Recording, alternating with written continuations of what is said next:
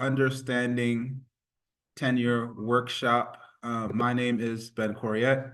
I am serving as the chairperson as well as the disability liaison officer for the Graduate Library Committee, and it's great to have you all here. We also have Mr. Waters, our graduate librarian, as well as Ms. Allison Clark, who is also a member of the Graduate Library Committee. Mr. Waters and Ms. Clark, do you have any words? Do you want to just quickly greet our guests?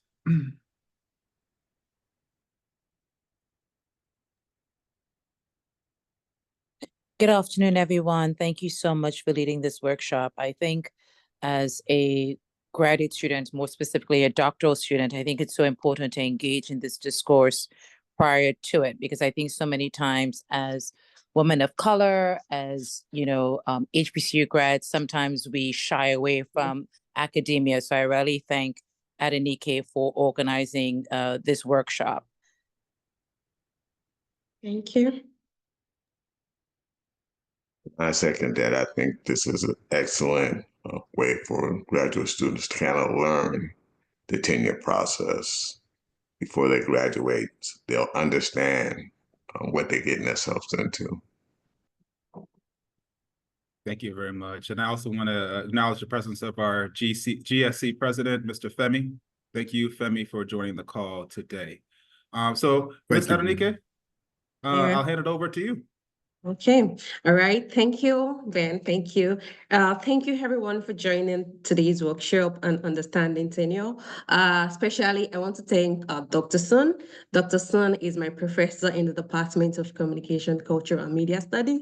Not just a professor, she's been all good to me, and I didn't deem it fit to invite anyone else than Dr. Sun. Not only she's a professor, she understands this tenure track, and also she's knowledgeable. So I know she's the right person, and I'm sure we're going to benefit from everything she will be discussing with us today. So like Ben rightly said, my name is Adenike Adegoke. I am the vice chairperson of the Graduate Library Committee, and I am the third year student in the Department of Communication, Media, and Cultural Study. This workshop is very, very important, especially for graduate students. And I hope just if you have any questions, we should wait till the end of the presentation, or we can drop our question. We can drop our questions at the end of Dr. Sun's presentation. She'll attend to our questions. Thank you. And now I'll hand it over to Dr. Sun. Thank you for the invitation. It's a pleasure. I can talk to our graduate school student about the tenure. Do I have a privilege to share the PowerPoint? Okay. Okay, let me see. Okay, I do. Yes.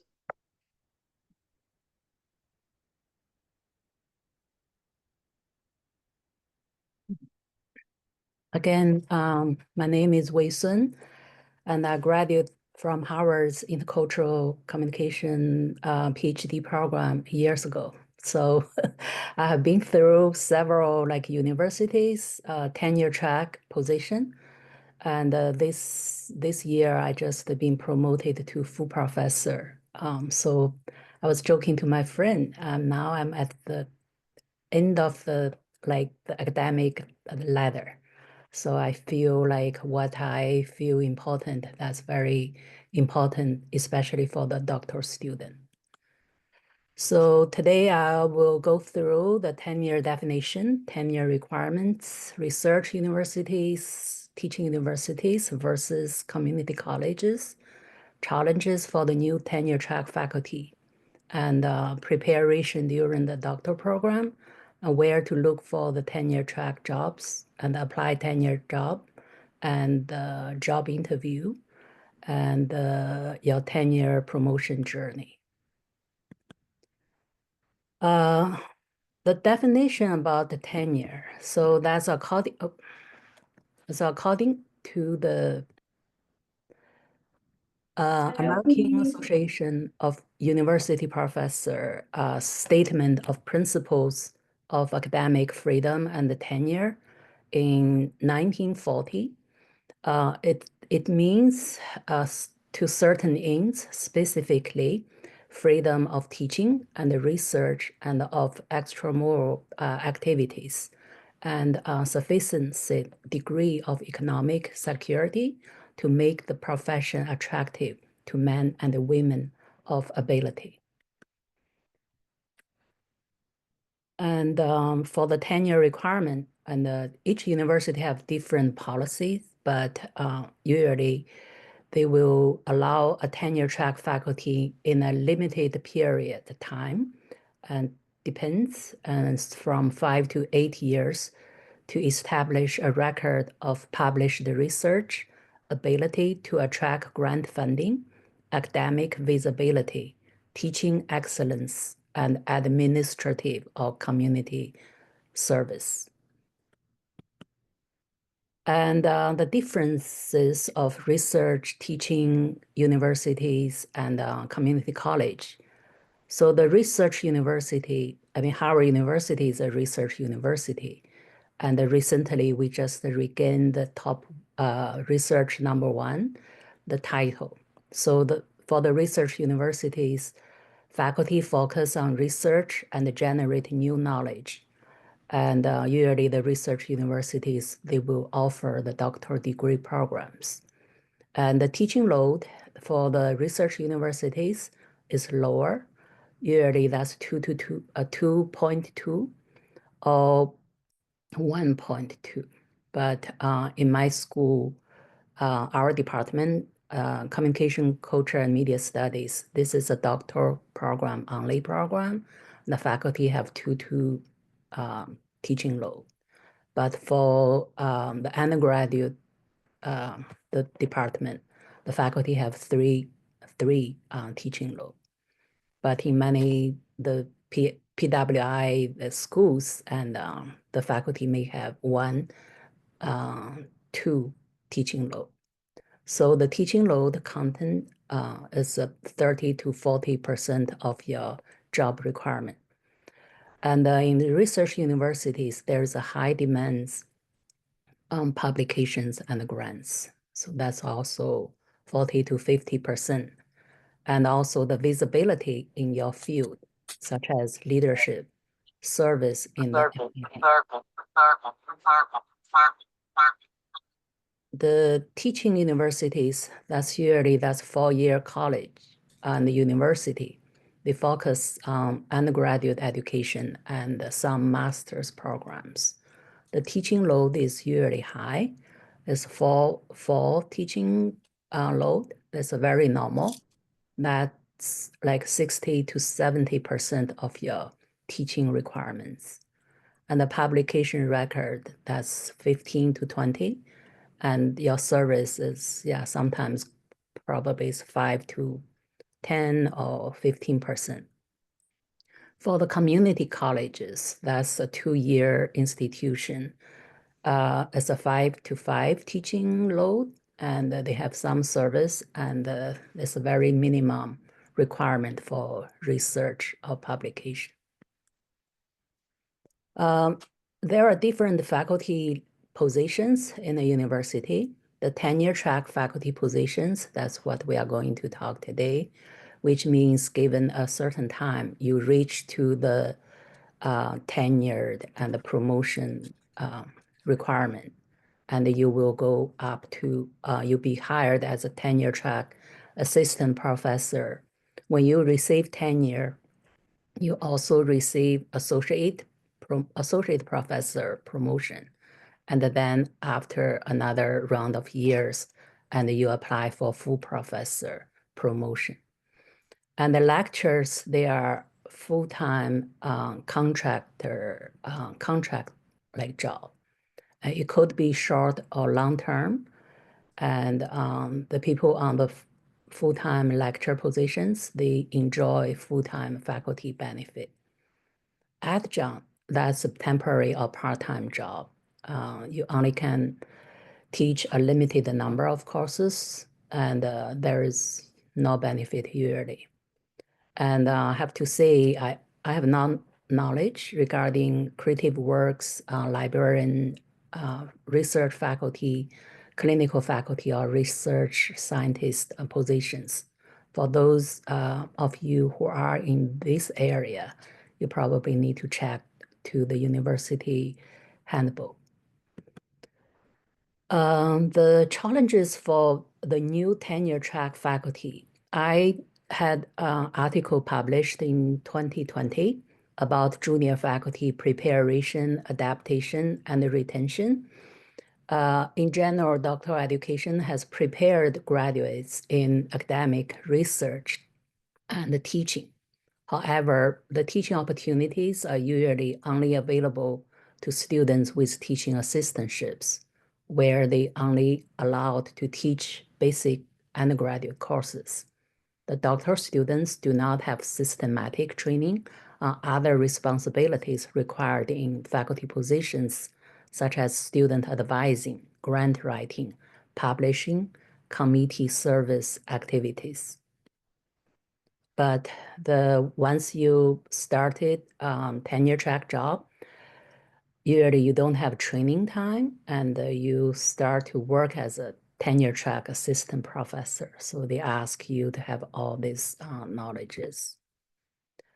So I want to focus on the preparation during the doctoral program and in the teaching, research, and the service area. And for teaching, and just like at least you should gain the graduate teaching assistantship and teach some courses during your before you graduate.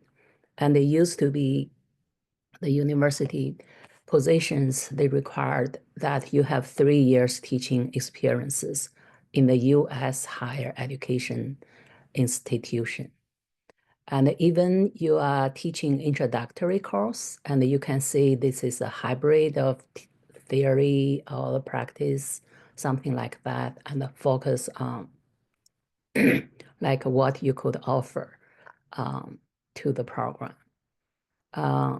If possible, you could seek for some local college, the adjunct teaching position to expand your course variety, and always keep the student teaching evaluations. And for the research, conference presentations and publications, you should have some, especially if you apply for the research university faculty position. You must have a record of publication.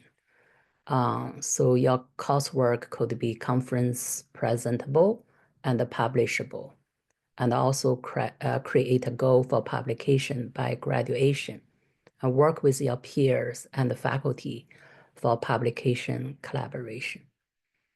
For the service, graduate school student programs such like this one, and they could be on your resume, on your CV.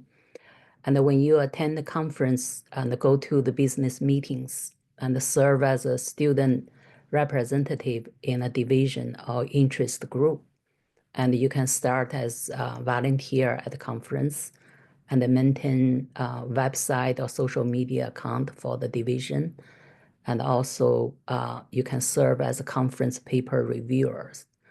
And before you graduate, before you have a PhD, usually the journals want to invite you to be the reviewer.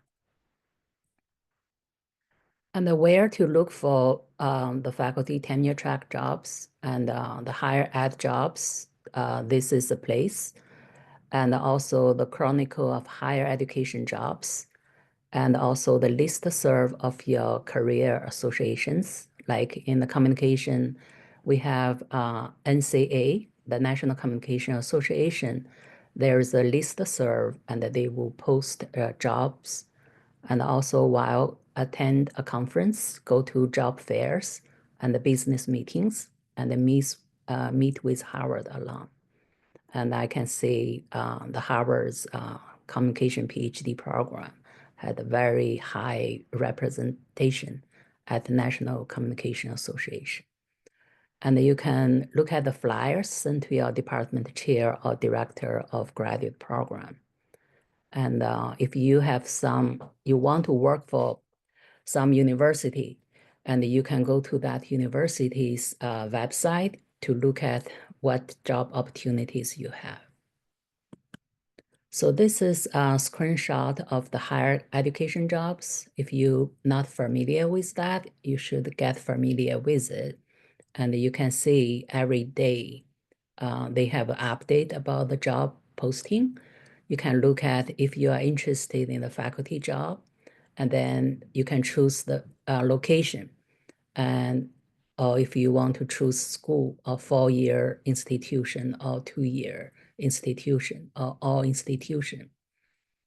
And so this is a faculty position. They have all the areas of the disciplines you can look for and see if that's what you are looking for, and look at what they are asking for the application. And when you prepare to apply for a tenure track job, and your CV is very important. This is a Latin word for curriculum vitae. It is not a resume. Only list academic related experiences and activities.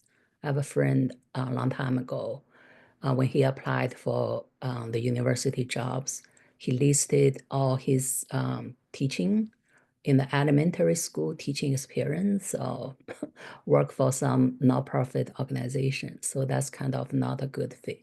You can put in other working experiences, but your teaching experience and the publication, that's more important. And the right cover letter, and you should create a general cover letter. State your qualifications in teaching, research, and service. But when you apply for specific jobs, you make sure your letter lists the correct contact person, job title, and the university, and state how you are qualified to the job description.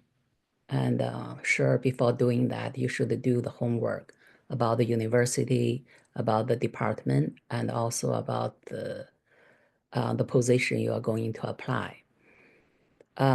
Recommendation letters should be, one letter must be from your dissertation advisor. So that's very important. And then you can look for other 2 letters from your either committee members or people who know your academic experience and the background. And nowadays, when you apply, usually they ask you to provide a reference list, and always let the person know that you are applying for the job. Otherwise, some of the job automatically sent to the reference person's like junk mail. So you probably won't be able to get a full support letter if you do not give person a warning. And many universities ask for teaching and research philosophy. So that's kind of your teaching and the research statement. And some, especially the teaching university, definitely they will ask your teaching and how you engage with student or pedagogy, those area. The research agenda, when you apply for research university jobs, and this is a must, they want to see for the next 3 or 4, 5 years, and what's your research agenda, and they want to know if you could survive the tenure track job.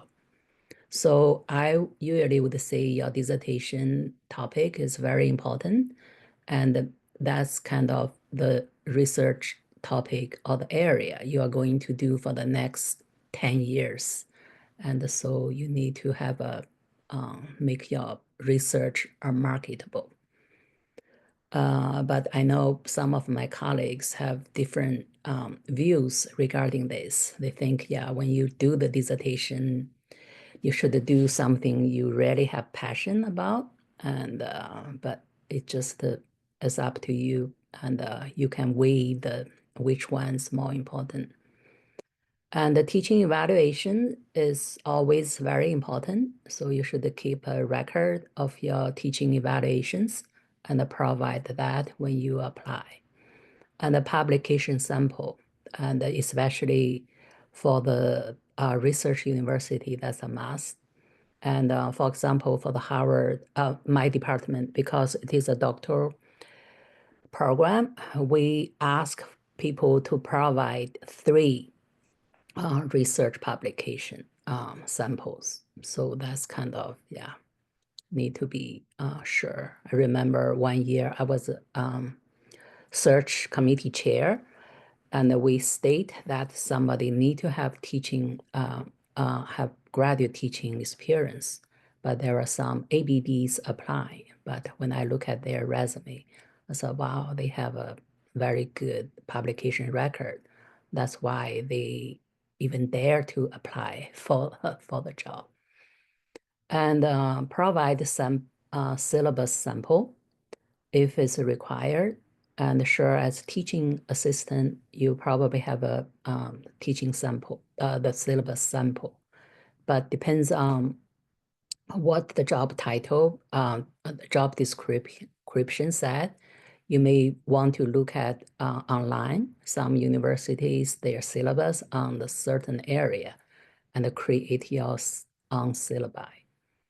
And the transcript is important. And but when you apply, some universities just ask you for unofficial transcript. But once you are hired, and then maybe they want you to send official transcript. At the job interview, the procedure, and once a job is advertised, a search committee will be formed. And usually that's 3 current tenure track or tenured faculty. They will review all the applicants' materials, and depends on how many people will compete for one position from all the applications. And they will narrow down 6 positions for a screening interview. And then 3 semifinalists will be called for campus interviews. In the campus interview, usually it will take a day, and you will meet with the department chair and the committee members, and then meet with student and faculty. You will give a teaching demonstration and a research presentation.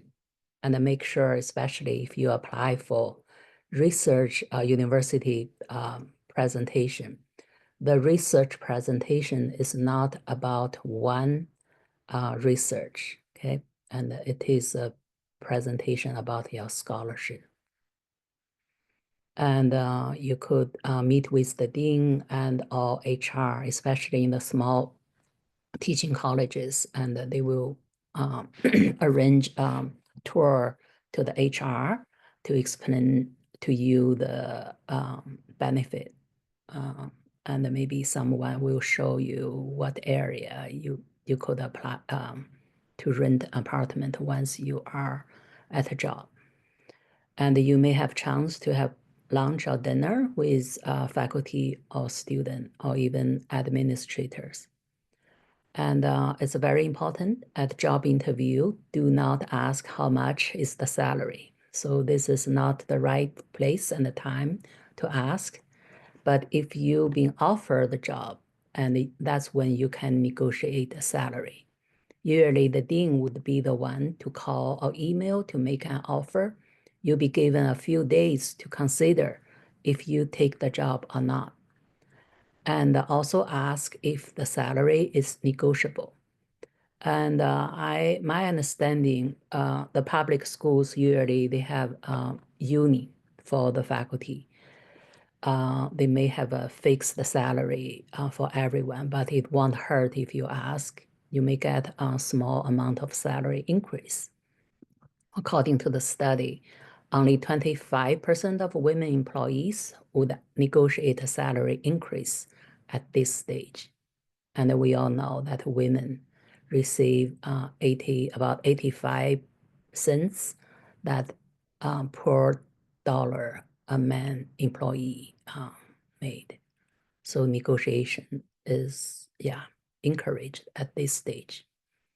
And if your job is not local, you can negotiate a relocation budget. And when you start your tenure track job, I would say first thing is HR paperwork. Set up your retirement account contribute to the maximum to your 403k retirement. Usually for the higher education institutions, TIAA-CRAF, it is the institution that you work with. And at the beginning, I know when you first start the job and you feel this limited salary, if I contribute such amount, I won't get a big deal, but you need to build your retirement as soon as possible. Usually the universities, they have a match. If you contribute, let's say at least 5%, they will give you like 6% or 4%. So usually, yeah, you should claim this benefit. You can't take this money before you retire. I think I look at I think this year, Harvard's graduation and commencement, we invited the CEO of TIAA-CRAF. Actually, the lady talked about it's a retirement inequality. And on the TIAA-CRAF website, you could see there is a retirement inequality.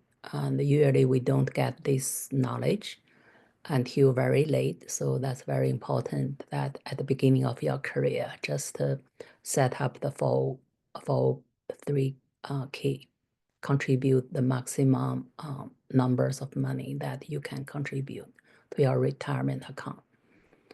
And the faculty job, usually that's a 9-month contract. And in the medical school and maybe some other science, if they are 12 months faculty, so you don't mind. They are paid for 12 months. But for usually the 9 months faculty, you can choose to be paid in 9 months. And I would suggest choose to be paid 26 times. So even during summertime, you'll be paid. Don't have to worry that you have no income or no money coming out in summer. Attend new faculty professional development activities, usually the university and the college level. They host like monthly or maybe semi whatever, how many times the training. So you should always go there to make yourself visible and also know other peers. Work with your mentor and your chair and your co-workers. And there might be a bylaw for tenure promotion in your college and in your department, and then know these policies. And also prepare and teach your classes. Aim for good student evaluation, and always keep your research agenda and your CV updated. And usually in the tenure track positions, after 2 or 3 years, you have pre-tenure evaluation or a reappointment. And the faculty receive annual evaluation on teaching, research, and service. At the end of the 2nd or the 3rd year, there might be a pre-tenure review or reappointment. And your chair and dean and a committee of senior faculty at Harvard is called Appointment, Promotion, and the Tenure Committee. They will evaluate how you do at work. So that's sometimes it's called mini tenure, the process. And if you and your employer are both satisfied, you can continue to do excellence in the following years in terms of teaching, research, and service. If there are things not working out, you should look for a new job at year 2 or year 3. Sometimes tenure clock may stop if there are circumstances.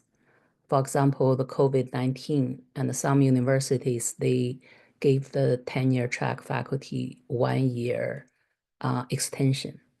So they could use the COVID as tenure tenure clock stop. And I would say from my own experience, do not ignore the signs. If something, doesn't work out, just leave and look for a new position.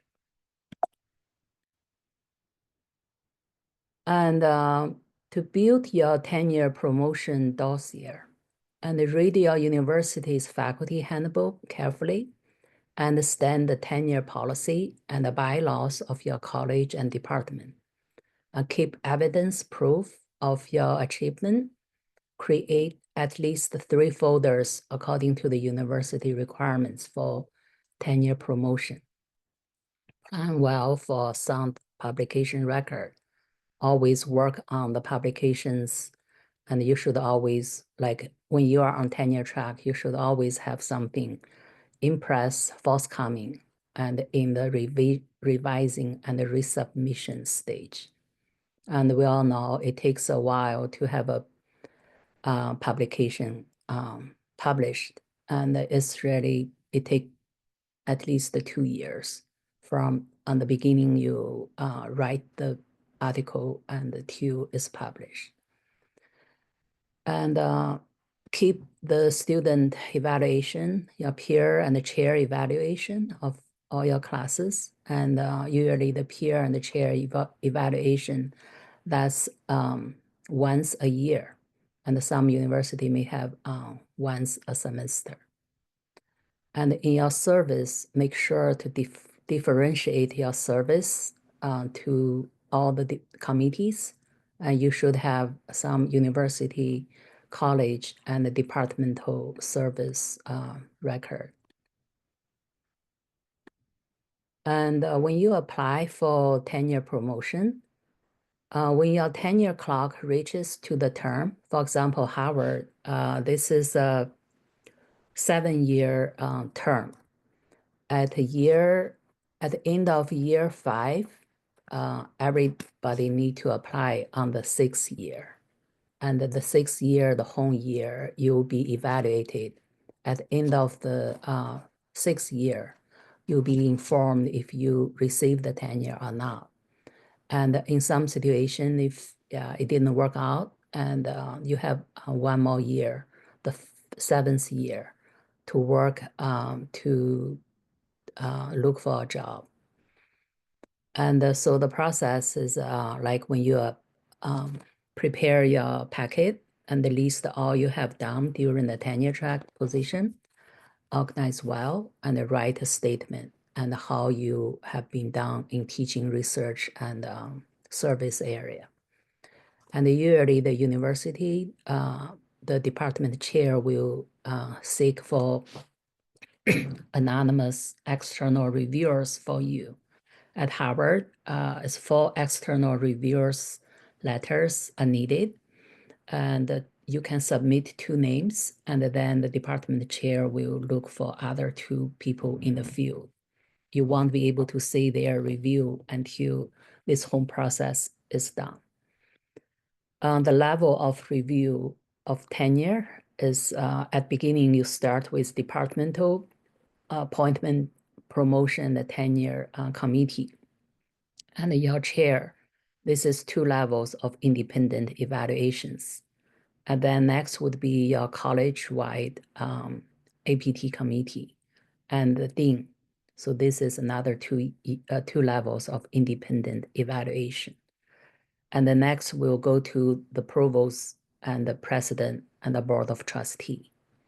At the end, if you are successful, and a letter from the university president will come to you to congratulate you for achieving the tenure. And at this level, you have job security, mobility, salary increase, and the title change. And you can call yourself associate professor with tenure. So if something went wrong, that's unfortunately, and actually nowadays it's only probably 47% of people will be tenured.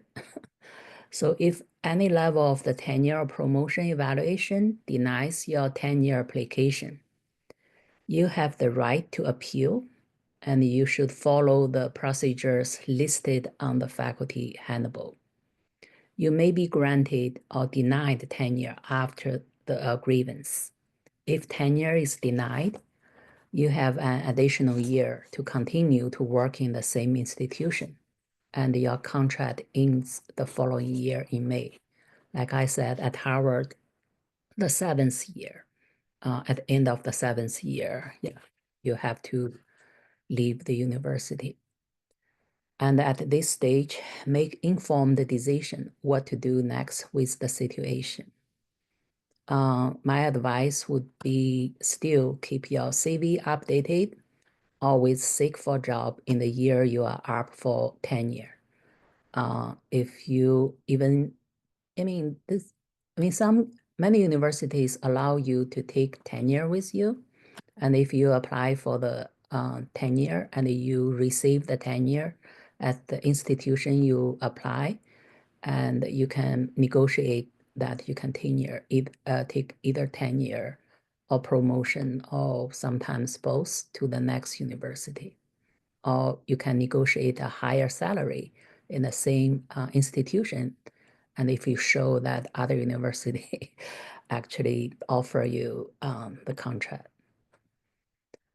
For the international student who look for tenure track faculty position, and you can use OPT for the first year after your graduation, apply for H-1B working visa, and universities, it's a good thing, have no waiting time for H-1 visa quota. Many universities have international office and immigration lawyer to help you gain an employment-based permanent resident status. It might take 5 to 6 years. But if you have 5 or more publications, along with other criteria, you should apply for EB1A, Outstanding Professor or Researcher category. And this category is self-sponsored. You don't need employer endorsement. And if you have a tenure track job, and you can apply for EB1B, Outstanding Professor category. The work and the balance during the tenure track is very important. It is a long journey, and I would say plan well and work hard. And also it's important to maintain the physical and the mental wellness, build your own academic network through a conference and also through your cohort and the people, the doctoral student in your program, alums, graduate from your program. Always have a community for social, emotional, and the spiritual supports, and award yourself when you achieve a milestone, and be the light at the end of someone else's tunnel. And someday your experience could be inspiration for other people like you. I also have a reality check. And the university and the faculty demographics nowadays, and the faculty who receive tenure vary by gender and race ethnicity. There are persistent barriers to advancement for women and the people of color. In gender, women are less likely to be tenured than men, with 29% of tenured faculty being women compared to 47% of tenure track faculty. Regarding race, ethnicity, the racial ethnic composition of tenured faculty is different from tenure track faculty, with 77.6% of tenured faculty being white compared to 58.5% of tenure track faculty. Age, the percentage of racial ethnic minorities also declines with age, with 26% of tenure track faculty under 55 being racial ethnic minority compared to 16% of those over 55. And in terms of promotion, women and the people of color are not being promoted to senior faculty ranks at the same rate as white men. For example, in 2022 to 2023, 26% of associate professors were people of color and 47% were women. The standard and represented minorities are held to a higher standard for scholarly productivity, especially when they are also women. There is underrepresentation of Black faculty, and 7% of Black faculties members in higher education in tenure senior positions. Only 2.1% of tenured faculty are Black women. So the social justice in tenure promotion is also very important.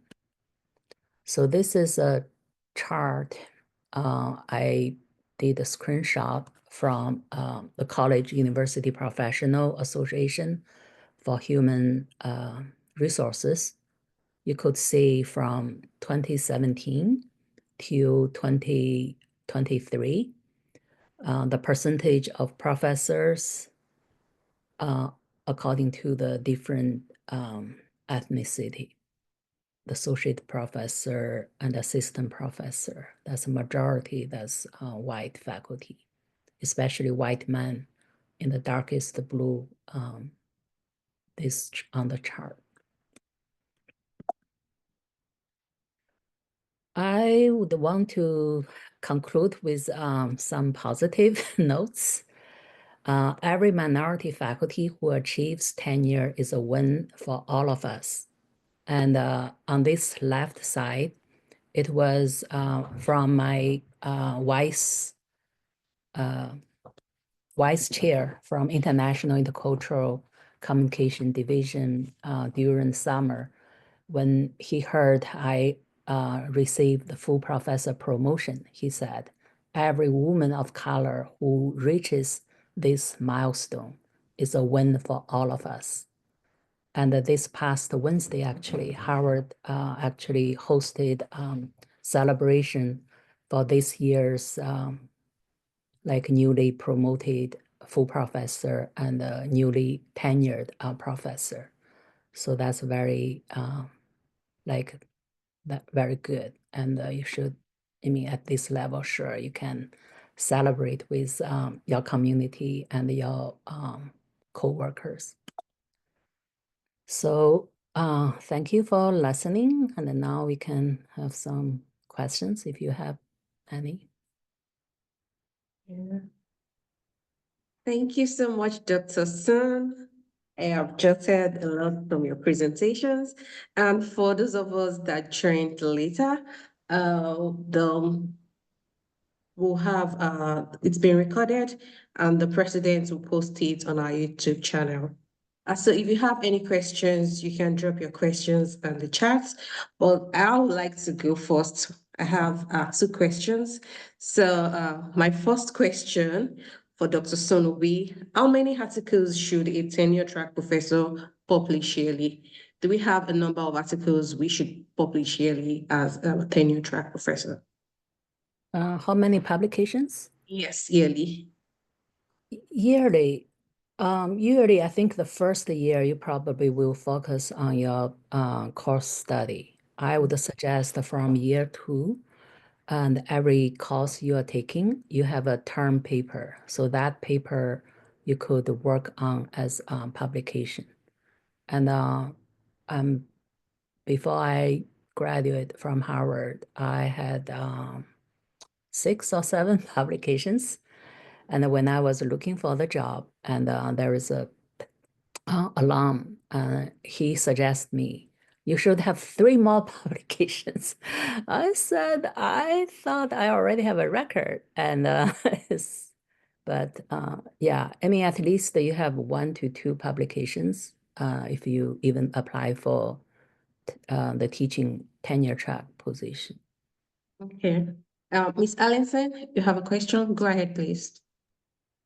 Thank you so much. This was so informative. I think even distinguishing between the CV and the resume was, things that you assumed that you knew, you realize really now I can finally distinguish between them. So thank you so much. My question relates to what is your advice in terms of looking for a postdoc once you've completed your doctoral program, or should you automatically start looking for a tenure track position once completing your doctoral program? Uh-huh. What's your major, may I ask? Higher education, leadership, and policy study. Okay, leadership position. Yeah, I think during my time, at that time, the communication, the discipline, that's kind of high demanding, and nobody would go to the postdoc positions. But I would feel if you want to eventually look for research university position, the postdoc position, this is a good time for you to transition to the next level. Otherwise, for the newly graduate, the doctors, it's kind of very hard to launch their first job in research university position. And so if you aim to go to the research university postdoc, it is that's a very good choice.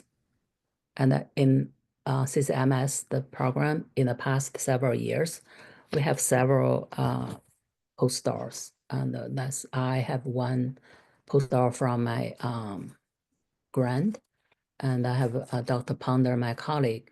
She has three postdocs, like in 3 years. So they all went to, it's not all. One in Clark Atlanta University, one is in the research university, and another is kind of in the research faculty and the transition to the tenure track faculty in the University of South Carolina. And several years ago, there were several graduates from our program, and they went to University of Colorado, and then somebody from going to the Utah, and they launched the research university position. Thank you so much. Yeah. Okay. Mr. Ben, you have a question? Please go ahead with your question. Yes, thank you, Ms. Adenike. Thank you, Dr. Sun, for this presentation. Very informative. I have actually two questions. Well, my first question is, I'm very interested, you touched on it a little bit during your presentation, but I would love to know how, you graduated from Howard, then you came back to Howard. So I would like to know briefly about your journey on how you came back to Howard. And the second part of the question is, what are some of the lessons learned that you've taken with you throughout your journey? Oh, that's a good question. Actually, I think many of you probably just like me. When you're at Harvard, you so love Harvard, you do not want to leave Harvard. But that time, my professors told me, we do not give student tenure. So you should go to the world and work like over like 10 years, whatever, and come back to Harvard with all these experiences. And actually, I came as an international student. And for me, to keep my visa valid, I have to take any job offered to me, and it is a full-time job. So the first job is a teaching university. It's a PWI.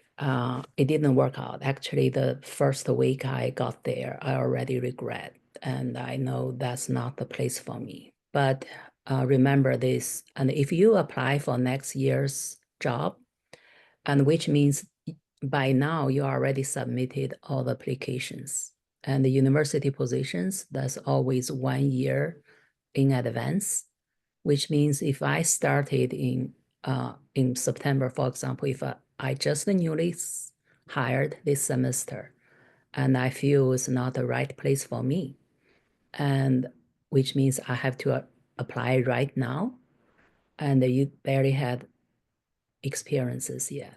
So that's kind of put you at disadvantage.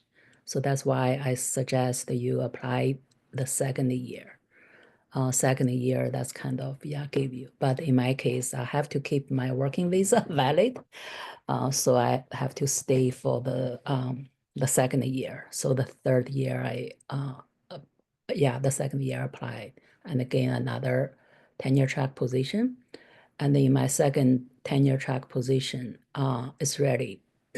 I was so confident I could gain tenure. I mean, my publication, whatever, but there was a change in leadership and the people who actually supported you left. And at that time, actually, Harvard, my advisor didn't retire at that time. He invited me to apply to Harvard, but I ignored the science. I said, I'll just wait till I get tenure to come back to Harvard as an associate professor or with tenure, but it didn't work out. As a home experience was very kind of traumatic, I would say, as nobody want to experience the tenure rejection. And actually, if you search online, you could find out very few the faculty who sue the university, they could win the case. Yeah, that's always the court will side with the institution. And also that's very costly and it takes years. So it's really not worth it. That's why I would say when you see the signs not great and just look for the next job.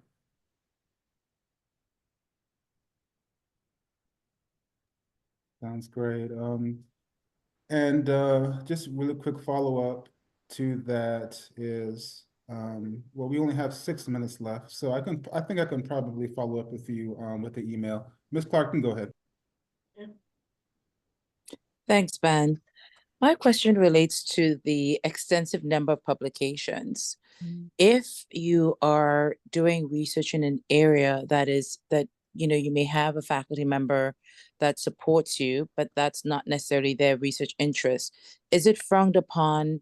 So take, for instance, if you go to a conference that is specialized in that area, to work with non-university professors. So in other words, at another institution. You mean the collaboration? Yes. That's good. Because sometimes you have to work with people from other institutions. I mean, some universities, they have the specific the publication requirement. It really depends on the university policy. For example, Harvard, my school, the tenure, the publication, that's 5 chapters or 5 books or a book. But one book is always tricky. And I think there is a recent case last year. There was a university professor and he was told he already have a book. And then in the pre-tenure review, he was told he need to have 2 books. But it's hard to, in the 1 or 2 years, you gain another book contract and receive the book, published before you gain. But it's really, so I would say the journal articles, usually that's the highest. Then the book chapters and also, the book. And always check. I would just feel don't do the minimum. If they required for 5 publications and you go beyond, you can have a mixed numbers of publication. And we have a recent graduate works on the tenure track positions. So she recently, their school changed the policy or the bylaw. Instead of like any publication on whatever the ownership, the first or second, and that they are required to have sole authored publications. So that's kind of new. So that's why it's important to keep your, get familiar with the handbook and also the bylaws. So just to clarify, Dr. Sun, if I'm a student and let's suppose I'm applying for tenure, I get a tenure position at Howard, my publications as a doctoral student, do they count towards my tenure, or am I the clock? Yeah, the Harvard. Yes. And before you are hired, all your publications help you to get the job. Once you are on the tenure track position, you start from zero. Ouch. Okay, that's what thank you for clarifying that. That's kind of, very How painful. much I save it? The first year back at Harvard, I already have a record of publications. And they said, okay, the dean said, this previous publications help you get the job. Now you have this, you have to establish your record from now. And then at the beginning, they will ask, okay, what's your publication? We want to show on the billboard. And you just feel so embarrassed. You have to use the previous publication. But yeah, that's why sometimes your doctor, during your doctor program, this is the very important time to build up your record.